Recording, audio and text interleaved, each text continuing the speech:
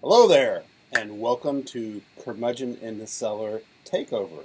I'm your host, Jim Wampler, and I am not Tim Kask, although the longer Tim and I are friends, and the older I get, the more I'm starting to look like him. I've got the old man beard going now.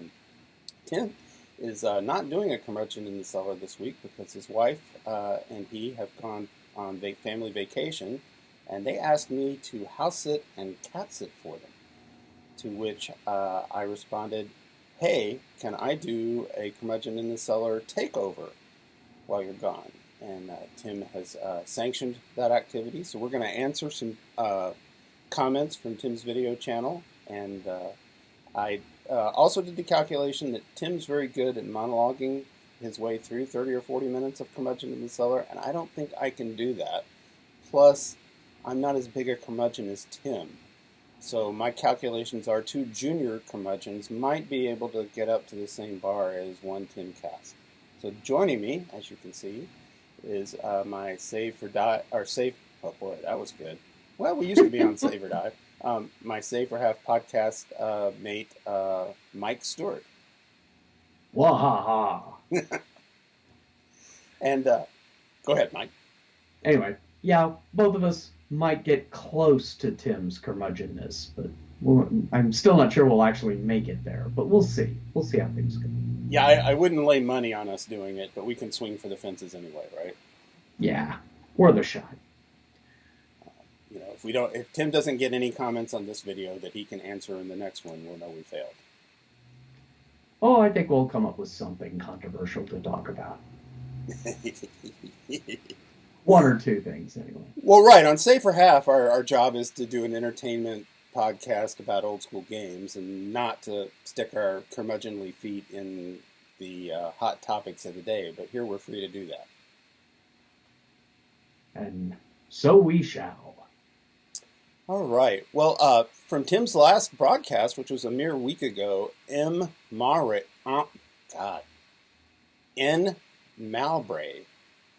commented, do high-level spells have permanent effects on casters' body parts as part of the cost to cast that spell? What about side effects on failure? I'm sure that question comes from a very OD&D, AD&D place. Yeah, I was going to say, it feels very OD&D or 1E, maybe more 1E. I think it's a good idea, especially if you're trying to limit high-level casters, give them a bit more of a penalty for casting that, full wish or power word kill or whatever. Full wish was all I could come up with when I rattled my own mental cage. 1 constitution point per go. Mm. Which I suppose would show up in your physical character aspect eventually. I suppose you could either do, is it, general health or, I think it was Tegel Manor that had in the back, whenever you were killed and then resurrected, there was a table you rolled on for grievous permanent physical injury and what part of you was horribly mutilated or wrecked or whatever. Was there something like that in Tegel Manor? I don't remember that. Yeah, it was in the back. The startling statues tables. Anyway, and so that might be something worthwhile rather than just that generic constitution point. Or on top of that, you could maybe have a table like that, and if you really wanted to pay for it. Well, and solidly in the old school spirit, we both started in '79, so we're like generation 1.5. You can make your own stuff up, or just go steal it from somewhere else. I, of course, am very prejudiced towards Dungeon Crawl Classics, and that's built in. That's baked into Dungeon Crawl Classics. If you flub a spell, you get spell corruption, and you have to roll a 1, so it doesn't come up that often. But when it does, it can be, some heavy duty. Exactly what the commenter was talking about. You can get a hunched back all of a sudden, or your skin turns white, or you have worms growing off your face now. Yeah, it's very pulpy, as far as the literature. So yeah, go steal it from DCC. Put it or Tegel Manor. Or even better. Mm-hmm. Next one is from a commenter whose name is Eldritch Word. And he asks what Tim thinks about this, and I can do some supposition on why Tim thinks what he thinks, but we'll focus on what we think.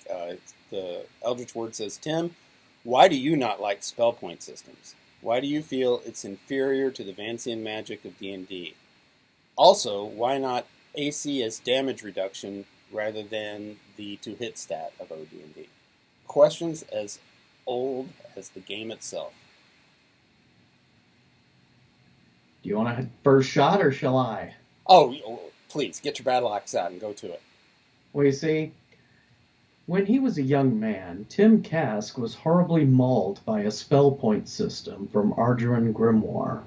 And ever since, he's had an unreasoning fear and loathing of such systems. I totally believe that. I've never heard Tim tell that story, but I would totally buy it because I've always thought half of what was wrong with Game of Thrones is that George R.R. Martin had a mean DM when he was a kid. That was always my guess on Game of Thrones. Yeah. You're probably not wrong. But no, seriously, I think, and I'm just guessing here, I would suspect that Tim's answer would be something along the lines of, and both for the same reason. They're simpler. Well, spell point system, by definition, gets into math and such. I can remember back in the day. Back in the day, did you ever play with it? Because we toyed with it for like maybe 10 whole minutes and went, this isn't fun. Let's just go back to AD&D. We played with it several times. The current 2E game I'm in, they run a spell point system, but they use a real simplistic one. There's like, you're a third level magic user, you can cast a 2 second level spell and 2 first level spells. Okay, you got 4 spell points. There you go. And that's the simplest system I've come across, and it's fine. But in the end, we always seem to go back to the Vancian system. I don't know if that's of our generation or, just because, we default to, screw it, this is simpler, go. Well, we know why.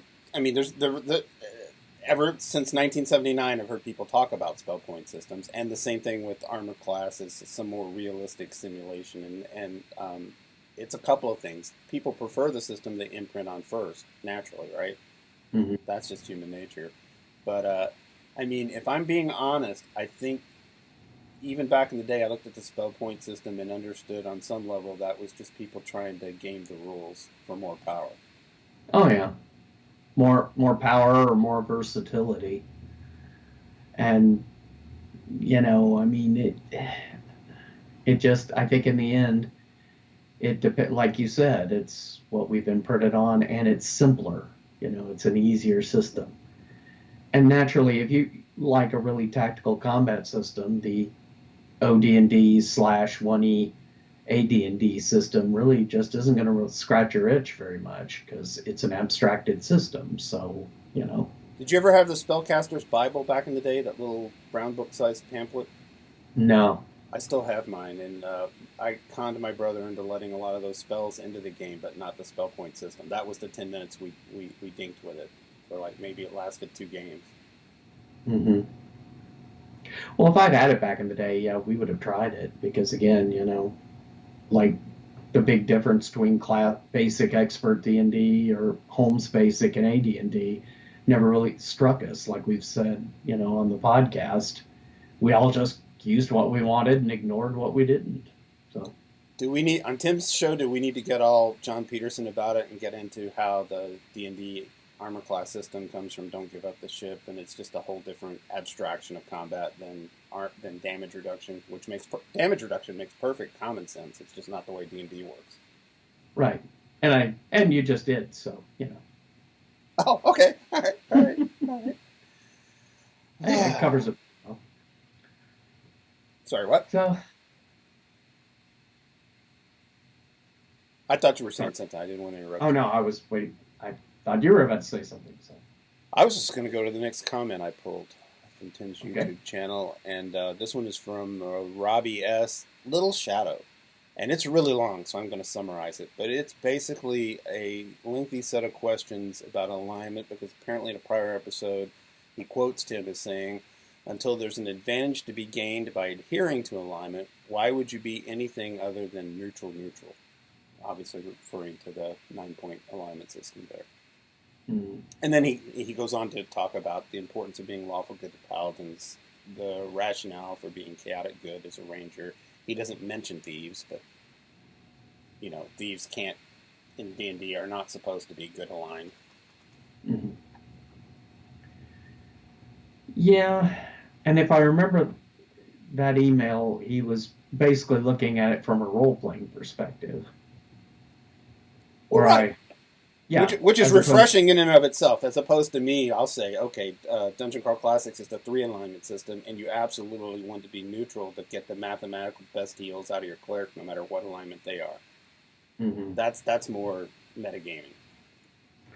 Right, and I think that may have been what he was looking at with, you know, from a metagaming perspective. Yeah, neutral, or as a lot of people used to play in my game when the gaming groups I frequented back in the 80s, you know, chaotic neutral was the sweet spot alignment. You know, it was, well, y'all get to do whatever you want, whenever you feel like it.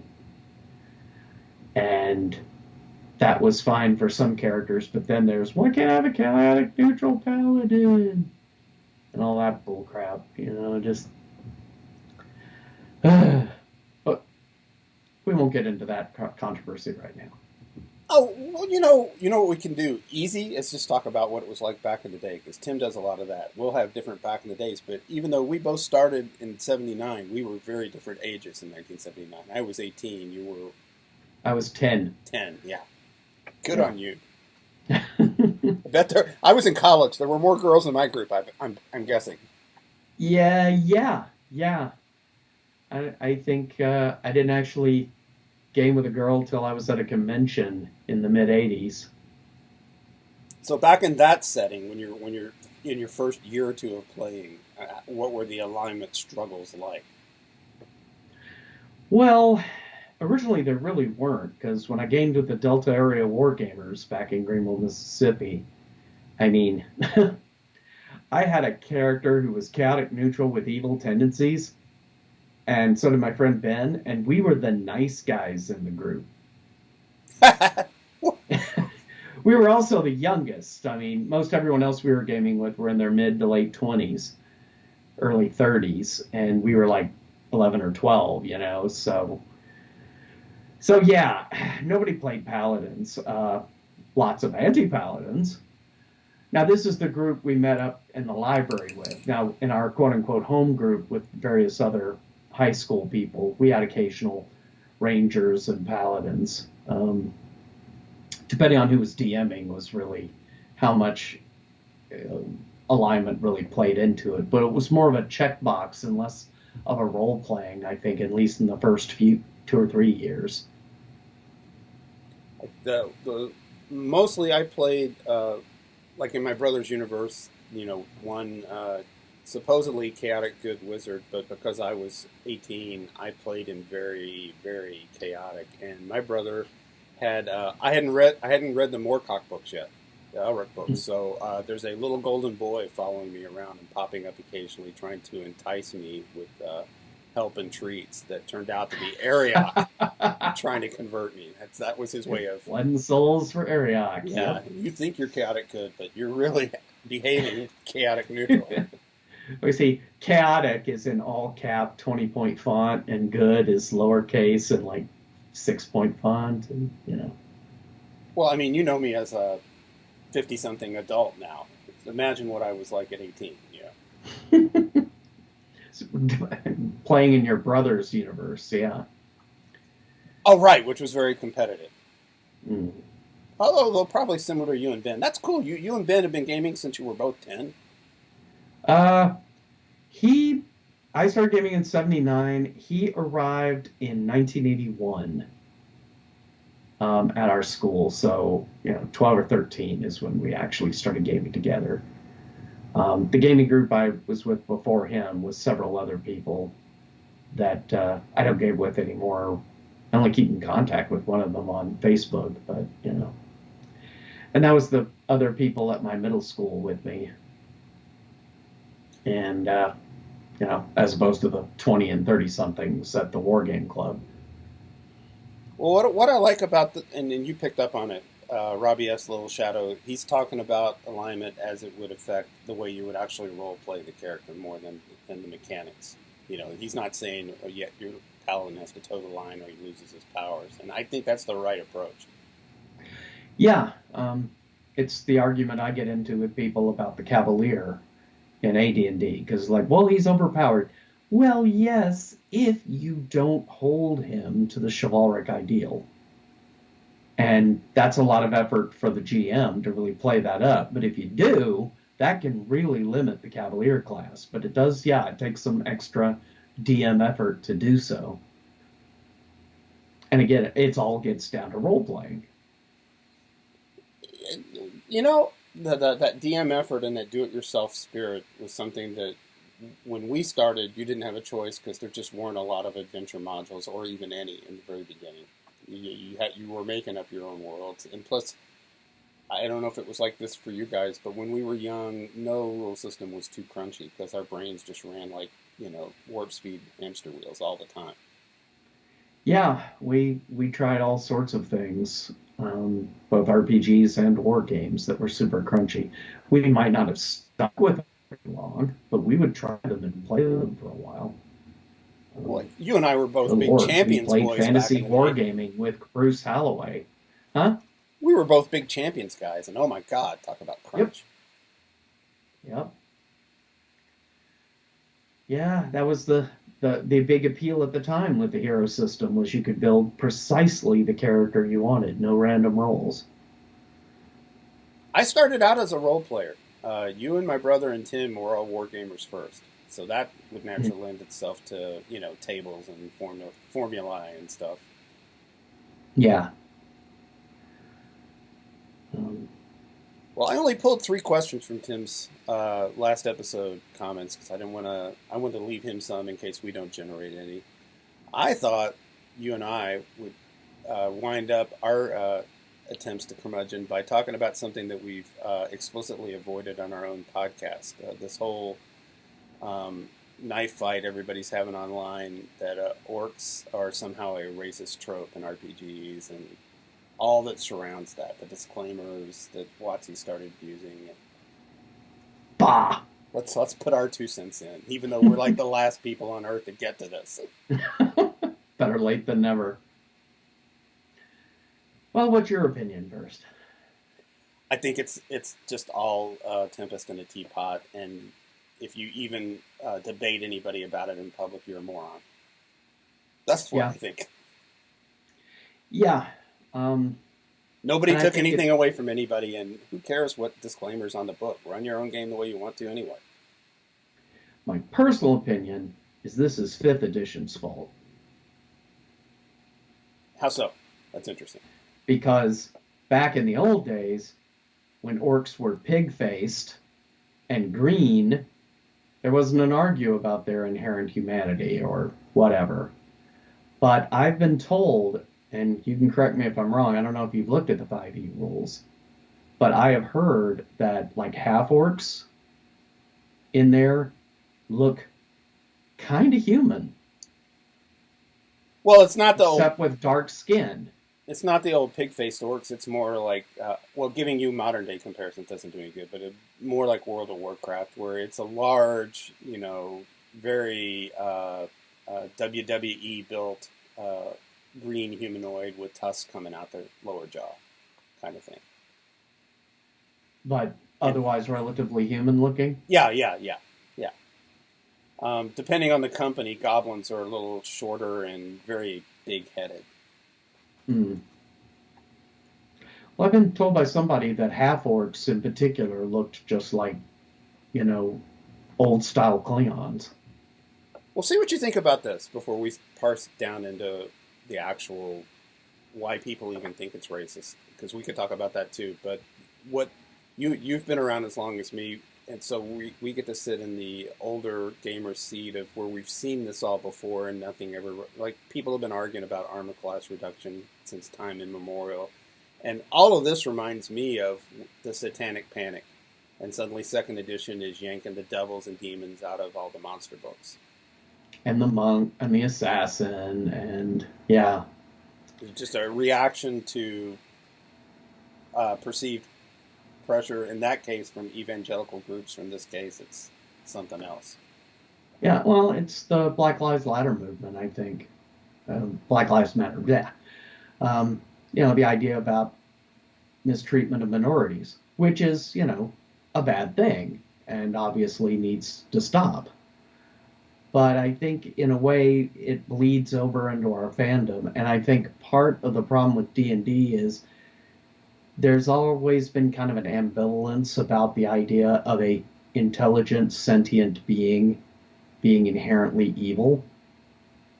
People tend to be uncomfortable about that because by saying all this particular race is evil is kind of an awkward sitch. But it's something that was addressed way back in the day by good GMs and good players. I mean, we've all had like the baby goblin problem in our games. I mean, it's that idea is a trope so old it's been satirized in Knights of the Dinner Table decades ago.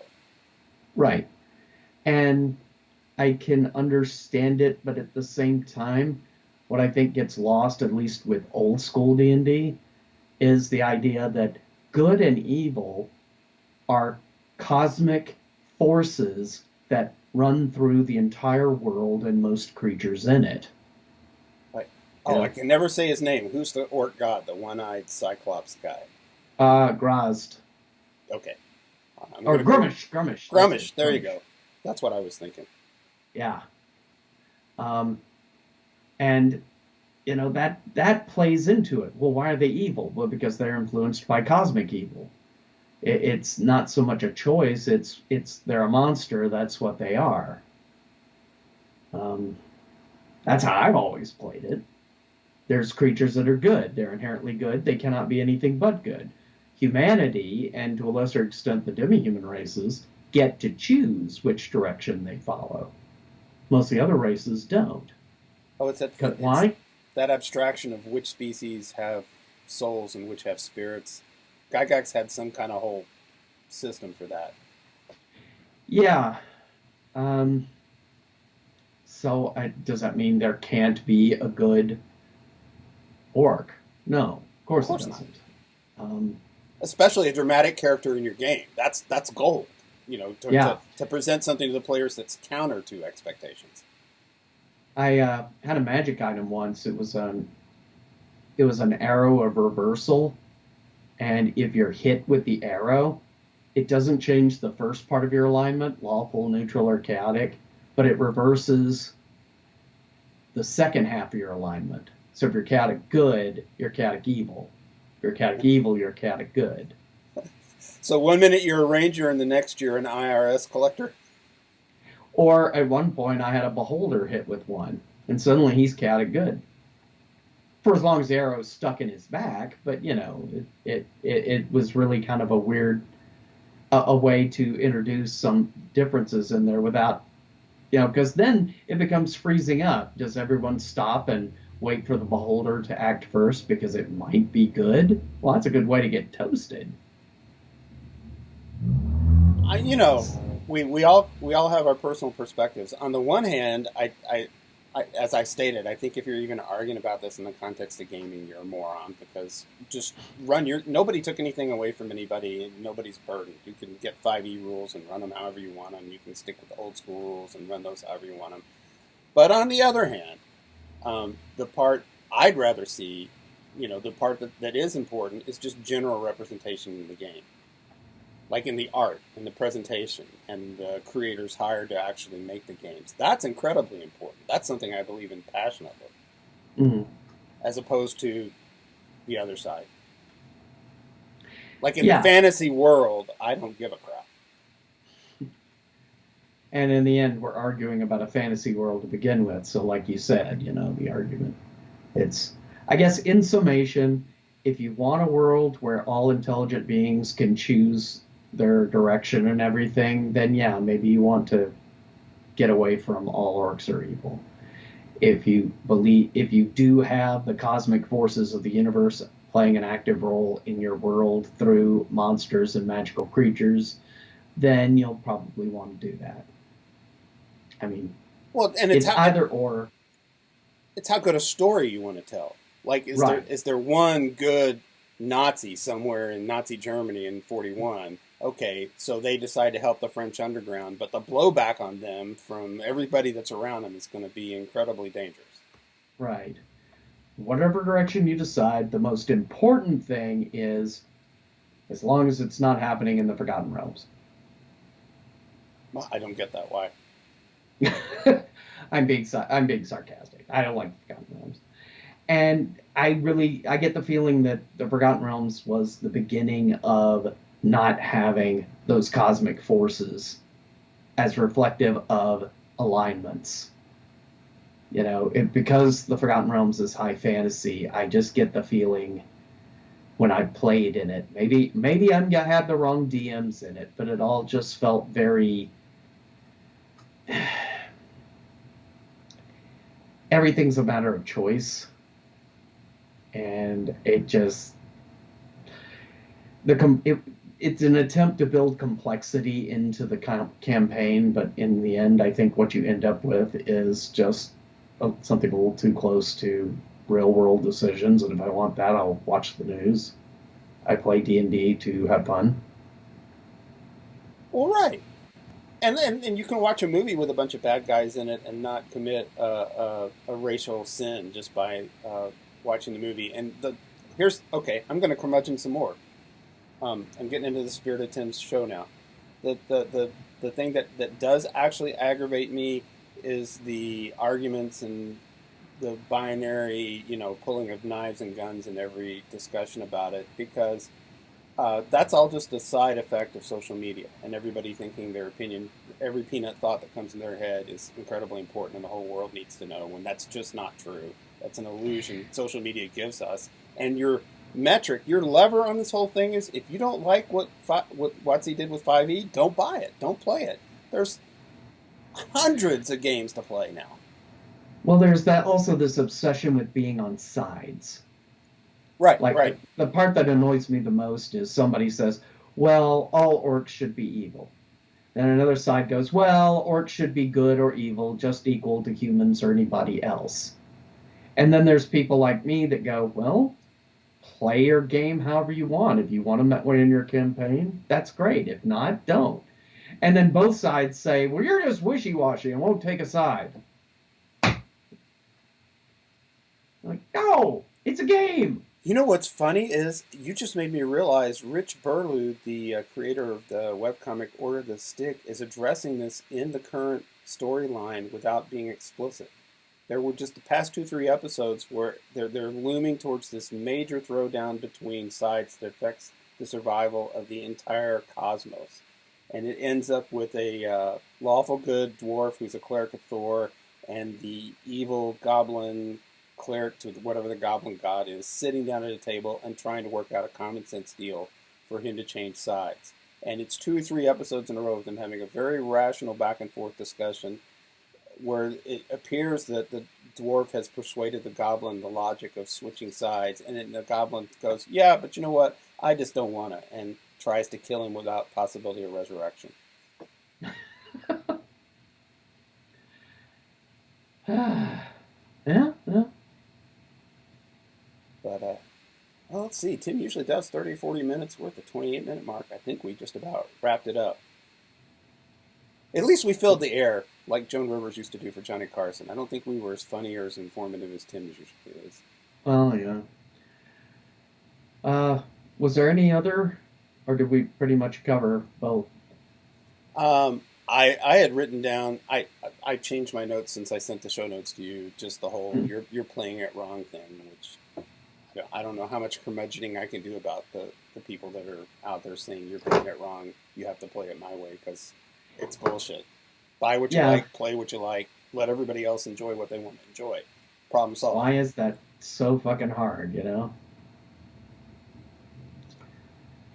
Except for comedic effect. I mean, there are games that are not to my taste that I could bang on and be really funny, Friendship!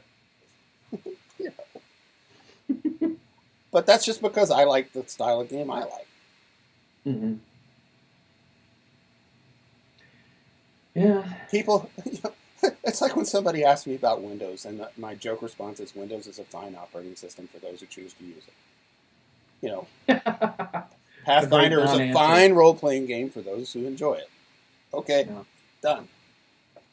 Or it was a perfectly adequate movie. Well, let me ask you something then that relates to this topic, because things change as you grow older and remain a gamer. Uh, who was that? I was talking to either Skeeter Green or Tom Tullis about this just this week. Today, right now, I'm perfectly happy playing Dungeon Crawl Classics with its really swingy, crazy magic system, where you can cast a flaming hands and burn your character's luck and stats to the ground and open up a magma vent that'll take out a sandworm on the purple planet. You can do that. Maybe I was talking to you about this earlier. Yeah, I remember that. But I'm equally happy when Todd Bunn at Gateway Games runs us through first edition AD&D, and I've got my magic user with spells that work like physics, Mm-hmm. and I know exactly what's going to happen when I polymorph the dwarf into a rust monster. Well, it's verisimilitude, quote unquote realism in the context of the game. So it's what you expect. Well, I think my point is, when we were young, we would try everything, right? Mm-hmm. And as you get older, you get more and more set into things you like. But that's an example of where it just depends on the game we're playing. Like if it was Pathfinder and you were running it, Mike, and it was Liz and maybe Corbett and Glenn, and I don't know, Glenn's grandson, and somebody was running us all through Pathfinder, I'd do that in a second. Because it would be you guys. And it also depends on the DM, too, because you get a good enough DM, and it can make, time ship fun. But, yeah, you can have AD&D First Edition or Dungeon Crawl Classics. You got a crappy DM, and you get bored. I do, anyway. Well, you and I have talked about it before. How many decades are we on now? 4 or 5 decades of ever new rule systems that keep trying to fix bad DMs and crappy players.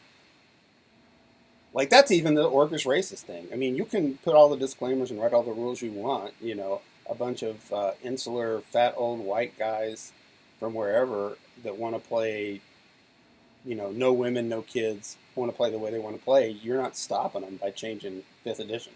They're going to keep playing the way they want to play. And people that want diverse games with, all kinds of craziness going on, they're going to play that. Yeah. About the only thing you can say as much as we imprinted on the games of 79, 80, 81, they're trying to write a game system so that the current generation will imprint on their default system, we grew up in an era with women, female stats having to be generated differently than male stats in AD&D. Right, in the player's handbook, dude. Yeah, and that makes zero freaking sense, but... In a game where you can point your finger and shoot a lightning bolt, that makes zero sense. Right. But a woman being as strong as a man is ridiculous. That's not realistic. That's impossible. And I remember reading somewhere, I think in the late 90s, that Gygax said that was one of the things he always regretted doing, because that was silly. But it's kind of what we imprinted on. We didn't question it at the time because, well, that was the rules,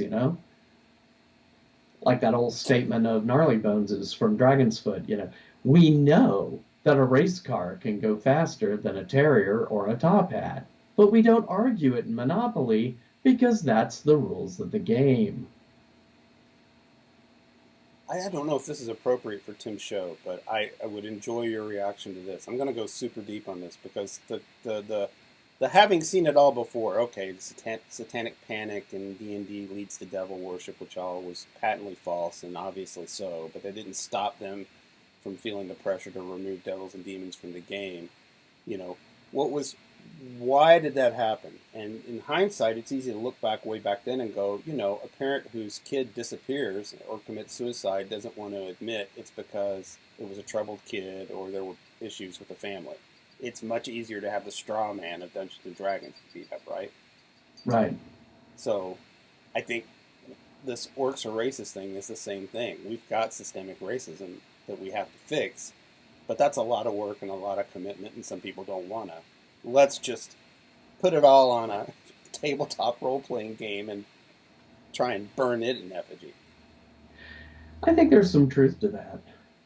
It's also a lot easier to have to push Wizards of the Coast to change some text in some of their modules or books than it is to actually go out in the world. I mean, not denigrating the people who really think they're trying to make a change here, but it's a lot harder to do it in the real society,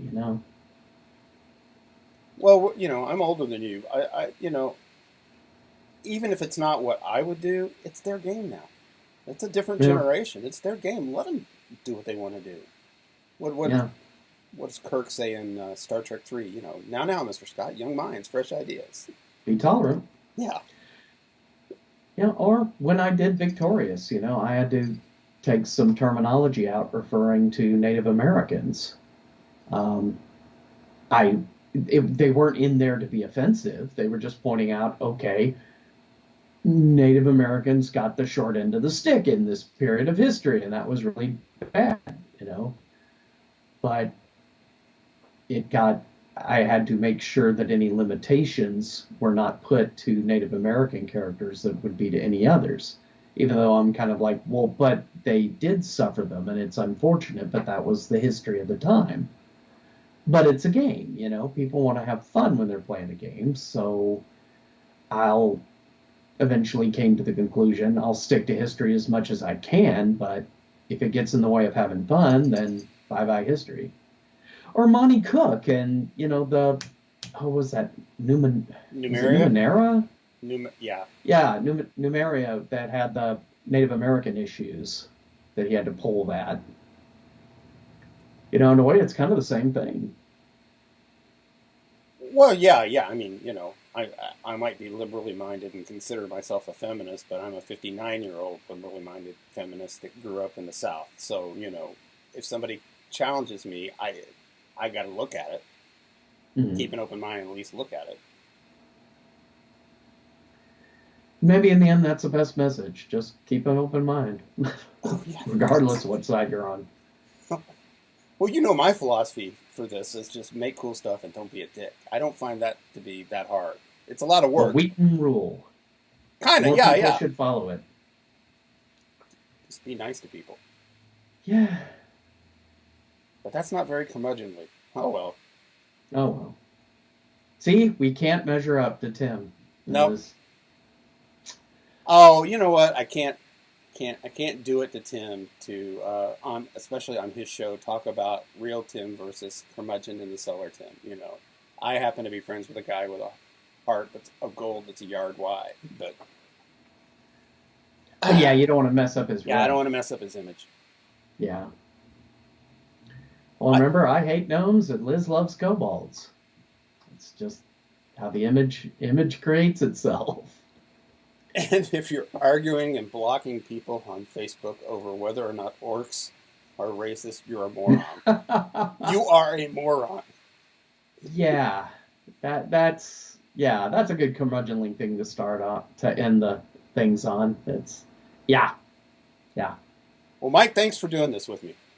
Oh, thanks for inviting me on board. Tim comes back Monday. He'll probably see it then, and we'll find out how much trouble we are or are not in, whether we made our save or take half. We'll never be on again. Well, that's going to wrap it up. Thanks, everybody, for watching. Hope you enjoyed it.